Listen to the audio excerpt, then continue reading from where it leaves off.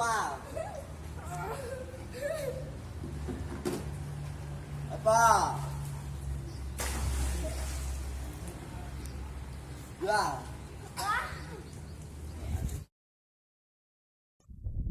Dulu, saat masih duduk di bangku sekolah dasar, seorang guru bertanya padaku tentang cita-cita apa yang ingin aku dan semua teman-temanku raih. Dengan polos dan penuh percaya diri, aku menjawab, pilot. Lantas disusul oleh beberapa kawanku. Ada yang mengatakan ingin jadi dokter, polisi, perawat, dan lebih banyak lagi. Yang kami mengerti pada saat itu adalah bagaimana caranya mengejar mimpi. Sementara di saat yang bersamaan, beberapa orang dalam realitas yang sama harus mengubur mimpinya dalam-dalam. Sebab bagi mereka, mimpi adalah sesuatu tanpa batas yang tak dapat dikejar oleh orang-orang yang memiliki keterbatasan.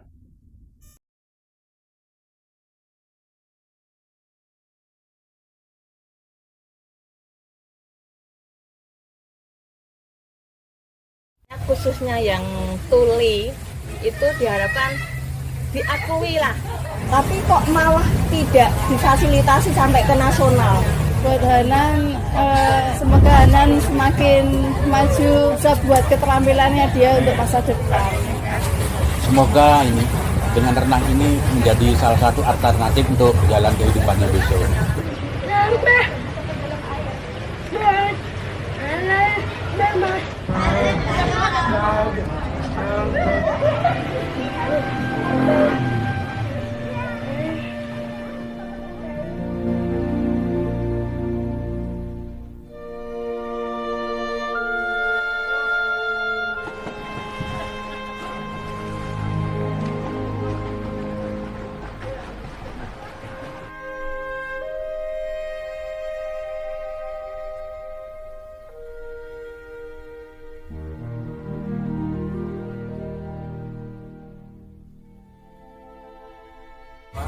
anak saya perempuan itu ikut renang sudah mulai dari tahun 2019 hingga sekarang, kurang lebih 2 tahun.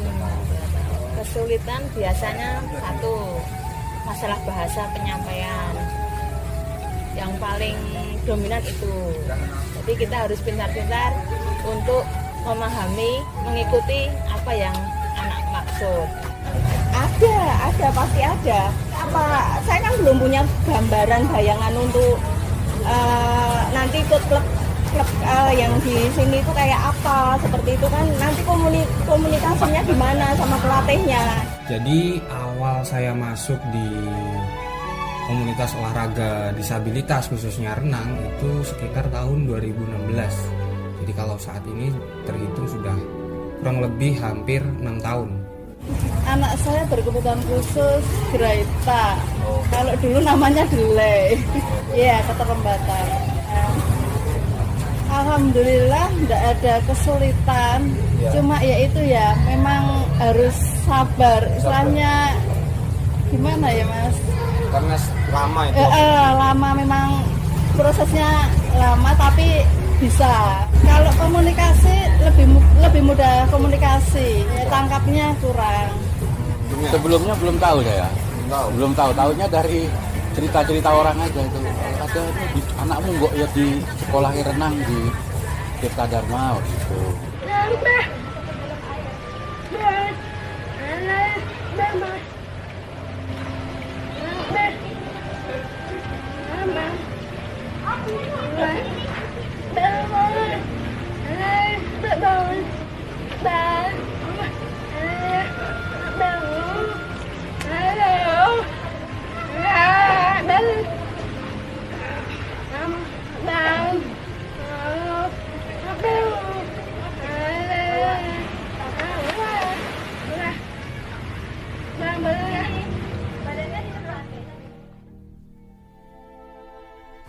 Seiring waktu kita harus dari orang tua dan pelatih harus bisa memahami agar ada kesinkronan di antara anak sama pelatih.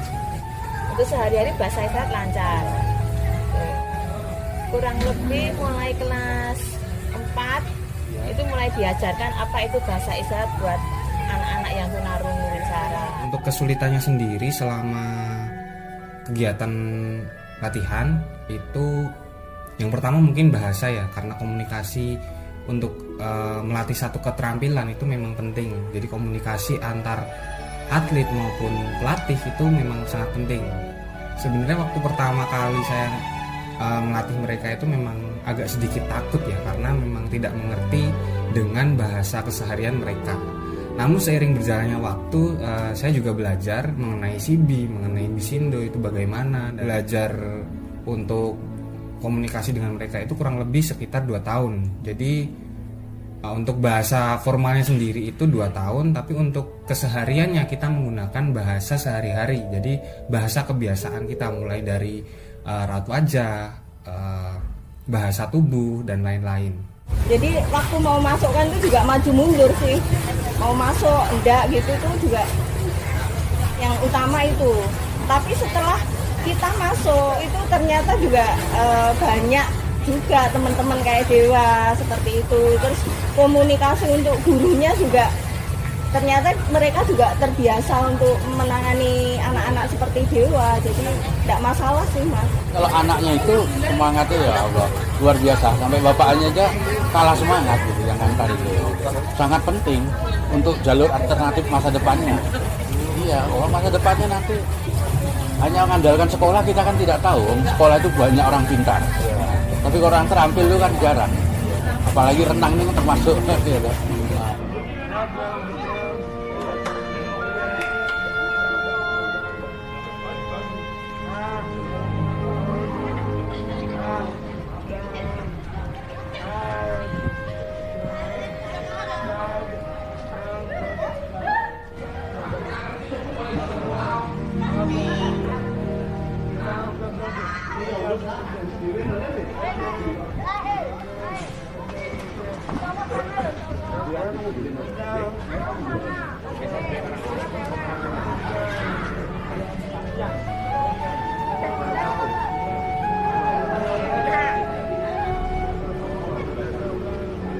Ya lebih ke psikis ya, jadi bagaimana menyampaikan satu perintah atau satu komunikasi dengan mereka agar mereka mengerti dan mereka menjalankan apa yang kita perintahkan. Memang itu sesuatu yang mungkin bisa dikatakan tidak mudah, karena kita harus mengenal masing-masing karakter dari teman-teman kita ini.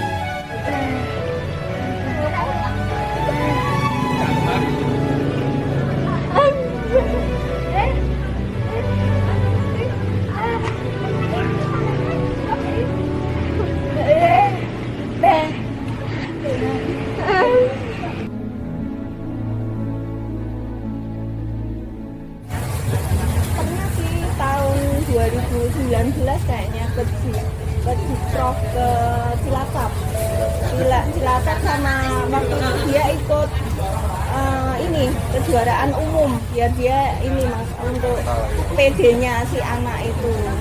Ya kalau awal-awal sih pertama kali ada sih Mas, tapi setelah sekali kita ikut terus akhirnya kita berusaha tutup mata untuk menghilangkan rasa malu. Jadi kita pasti menemui panitianya, kita bilang apa adanya. Waktu kita ikut yang umum ya, kita pasti bilang panitianya bahwa anak kami itu berkebutuhan khusus yang lain nomor sekian, jadi minta tolong difasilitasi untuk ketatnya harus ada seperti ini, soalnya anak kita tidak mendengar seperti itu. Jadi memang awalnya kita malu, pasti kan panitia melihat kita, orang juga melihat kita, oh anak yang lain itu dia punya kebutuhan khusus. Tapi setelah itu ya kita rasa malu kita buanglah demi anak.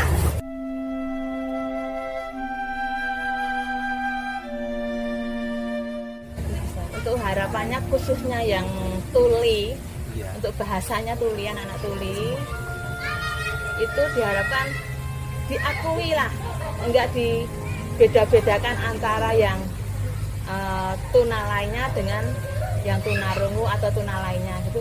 Aku minta semua disamaratakan. Jadi ke jenjang berikutnya itu enggak ada pilah-pilah gitu bahasa Jawanya.